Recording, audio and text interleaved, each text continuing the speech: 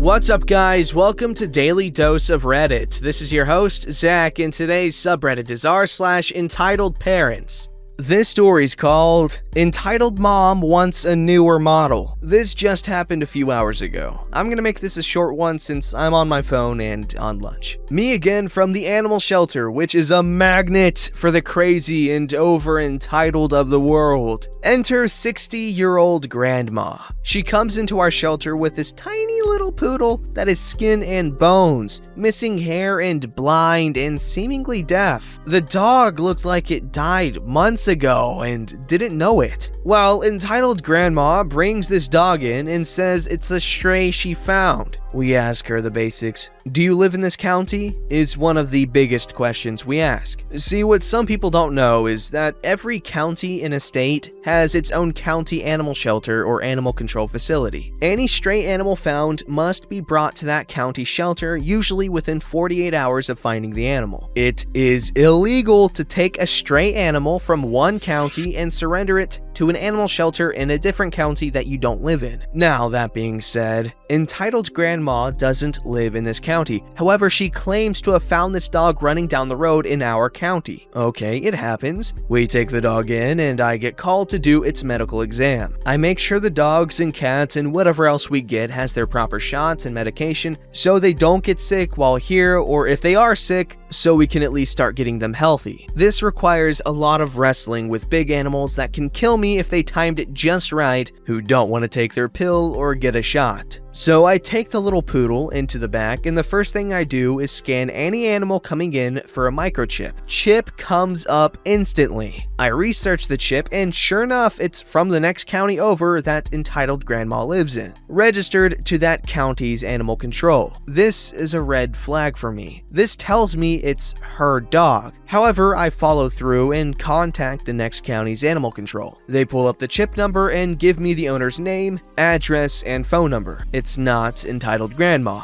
Okay, I think to myself, well, I've been wrong before. I call the owner on the chip. The owner isn't entitled grandma, but it turns out the owner is entitled grandma's daughter. Hello, is this entitled grandma's daughter? Yes, who is this? Yeah, I'm me from County Animal Shelter. Are you missing a small elderly poodle? No, I got a poodle for my mother entitled grandma as a present back in 2016. Did it get lost? No, your mother brought it in and told us it was a stray she found. She falsified information on a government form and abandoned her animal. These are pretty serious issues. She needs to come get her dog now. I understand. I will call her and make sure she comes and gets her dog back. About half an hour goes by and my desk phone goes off. It's entitled grandma's daughter. I think, okay, this is them telling me they are coming back. Nope. County Animal Shelter, this is me speaking. Entitled grandma's daughter sounding very frustrated. Yes, this is entitled grandma's daughter. Entitled grandma isn't coming back for the dog. She says she doesn't want it anymore because she thinks it's old and ugly. She demanded I get her a teacup chihuahua instead. Well, that's between you and her, but either you or her need to come get this dog, as it's an actual crime to surrender your animal to a shelter in a county you don't live in, let alone the animal abandonment charges and putting down false information on a government form. I understand, but I work in other county and can't make it in time to get the dog. Then your mother needs to be an adult and come get her dog. She's got till the end of the day, otherwise we will be filing a police report. Well, she's old. She shouldn't have to deal with this kind of stress. She should have considered that before she lied to us and abandoned her animal. Have you seen this dog? It's skin and bone. You are aware that animal cruelty is a felony in the state, right? Fine, I'll come get the damn dog. We close at posted hours. She hangs up. I go to lunch. I doubt I will see her or the mother, but I'm true to my word. If they don't get here by the end of the day, they're gonna be dealing with the police instead of us. Quick update. With 3 minutes left to go till we close and no entitled grandmother's daughter or entitled grandmother in sight, this will now become a police matter. I gave them plenty of time to get here, now they can deal with felony charges. Edit 2, no word from mother or daughter either. I doubt they'll show up again at this point. The poodle is doing great though, she's getting the food and different medication she needs and already seems more energetic. The plus side is, in shelters, the smaller dogs always tend to get adopted first, so once she is medically cleared for adoption, she will most likely get a home that day. That's horribly sad. Actually, no. You know what? That's a good thing, because the poodle was in a bad home, horrible home, and now it's gonna get a great home. That's always a good thing. But I really wish people would stop treating animals like jewelry or something. They're living, breathing animals, and they definitely can tell when they're being abandoned, and they definitely feel it. So don't do that to a dog. If you're not willing to give an animal a long, happy, healthy life, do not adopt it. Do not.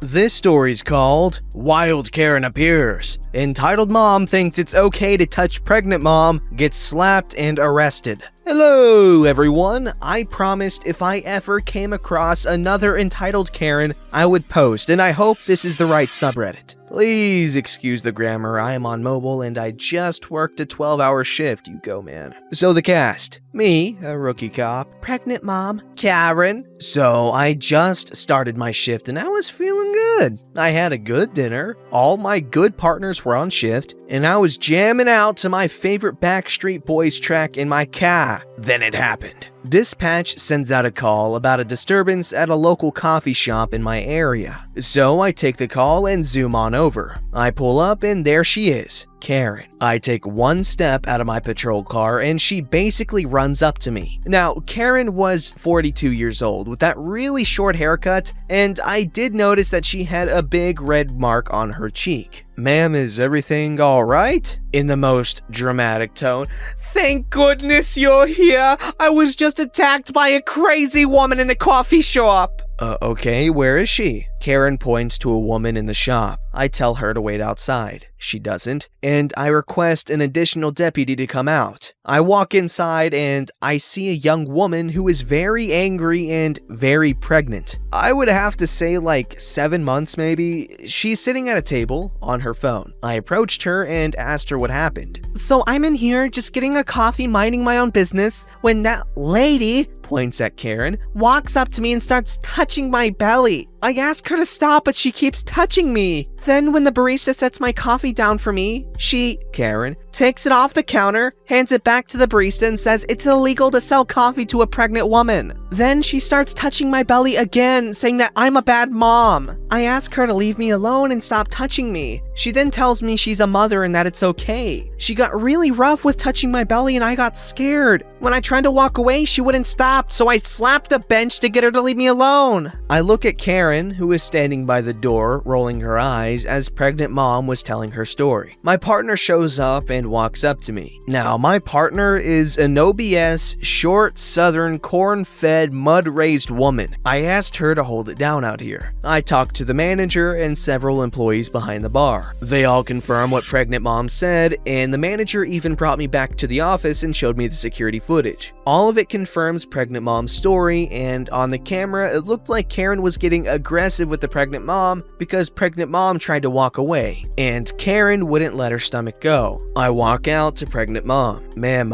you want to press charges? Yes, please. I walk over to Karen. Ma'am, I'm gonna ask you to turn around and place your hands behind your back. What? You're under arrest. Side note, in my state, you can be arrested for the intentional and unlawful touching of someone. Since Karen was both aggressive and kept touching this pregnant mom, she broke the law. You can't arrest me. It is not illegal to touch a pregnant woman. You should arrest the employees of this place. They were giving coffee to a pregnant woman endangering the child.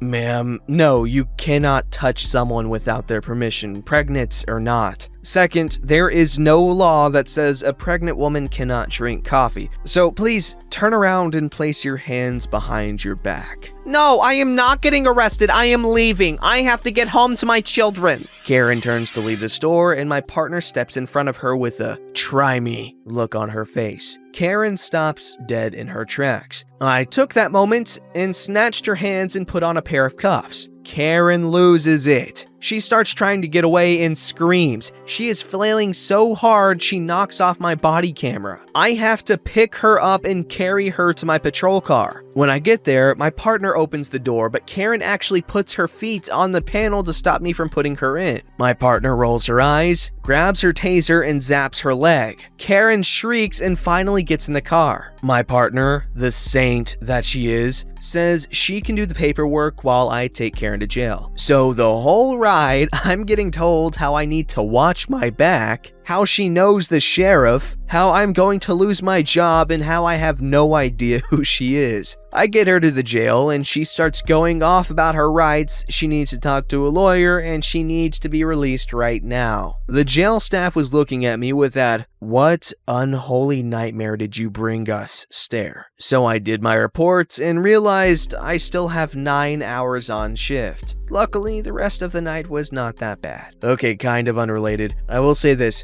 Everyone wants to be a police officer at one point, but then the reality of actual police work hits you in the face. You think it's all action and, car chases and shootouts and stuff like that, which obviously is to be taken seriously and it's not some sort of fun thing that you should want to do, but it is badass. We can all admit that. But 90% of police work is just paperwork, and I hate paperwork. Second, coffee actually isn't bad for pregnant women. I was surprised too, because my older cousin, she's pregnant, and she kept drinking coffee. Not that much, but she would drink a cup here and there. This story's called "She Only Came to Bring Her Home." 2 weeks ago, just around Christmas, my girlfriend got into a huge fight with her mother. Her mother lives in South Korea, where my girlfriend's family is from, and has been out of her life for years until this Christmas. She wanted my girlfriend to fly out to see them for the holidays, yet refused to help her buy the things she needed, especially the plane ticket. Girlfriend and I aren't exactly well off, so forking over $1,000 to fly her out to Asia wasn't going to happen. And apparently this makes my girlfriend a lazy bench to her mother, and she blocked her number and had refused to talk to her. Even the rest of girlfriend's family has pretty much excluded her from their lives. Girlfriend didn't take this too well. She was in a foul mood for what felt like the entire 2 weeks. But about 5 days after, she gets a text. It was from her mother. She had unblocked her number and wanted to talk things out between them. Apparently, she felt like she made a mistake. Girlfriend ranted and cried to her mother in Korean, so I didn't understand a word they were saying, but eventually she started smiling, and she hung up the phone after a while. "She's coming out here to see me." Wait. Okay, I was happy for her and all that, but this was the same woman who practically disowned her for not being able to afford a plane ticket. And now suddenly, she's the one who is buying the ticket to come here? It made no sense, and I was telling her something felt really fishy, but she was just so ecstatic about seeing her mom for the first time in years, and I couldn't take that feeling away from her. I was still gonna be there in case something happened though, and spoiler, something did happen. Note, her mom never met me before this, but I sent her a long message about how I felt about her after her little tirade, and she wasn't very happy with it, so I expected her to be a little pissy with me. Well, after about a week since they talked, the doorbell rang.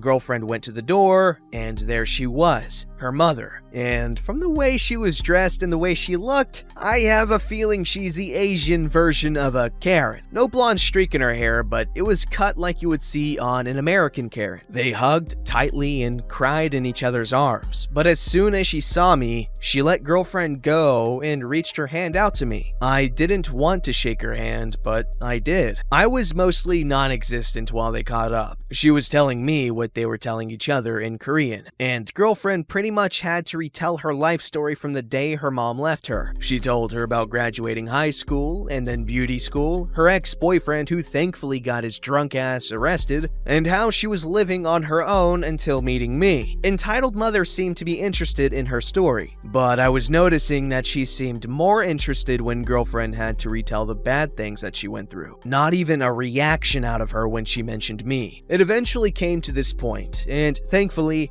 girlfriend interpreted it for me pretty quickly. Basically, entitled mother, hearing about all the bad things she's gone through while being in debt from school and her abusive ex, it must have been the solid evidence to unfold her little scheme. Yep, I knew it was an act the whole time. Do you miss being home? Well, I guess, but I'm happy here. But look at what this country has done to you. Look at how you live. You can't be happy here. I am happy here, and I'm happy being here with OP.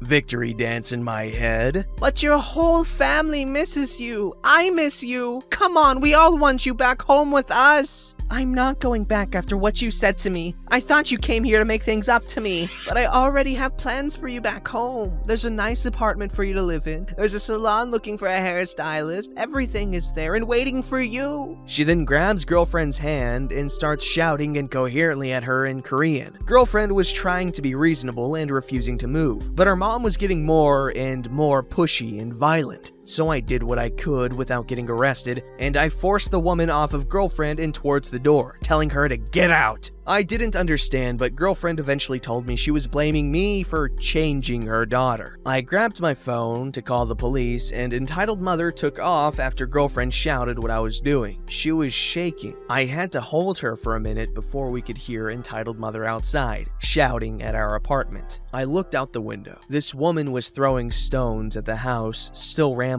Yep, that's all I need. 911 call, and 5 minutes later, 2 cops pulled up. I wanted to try and explain what was going on, but girlfriend did it for me. Please, just take her away from me. Girlfriend explained to the police about her, and that she just wants that woman out of her life and back in Asia. Both of us agreeing we won't press charges if she just gets on the next plane and leaves.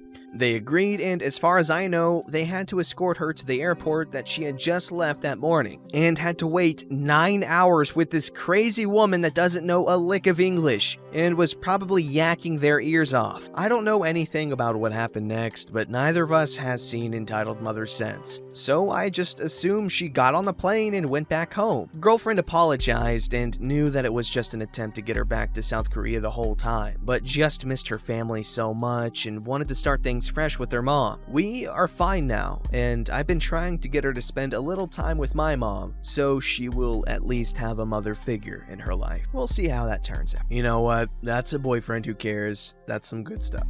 Don't forget to like, subscribe, and hit that bell to never miss an episode.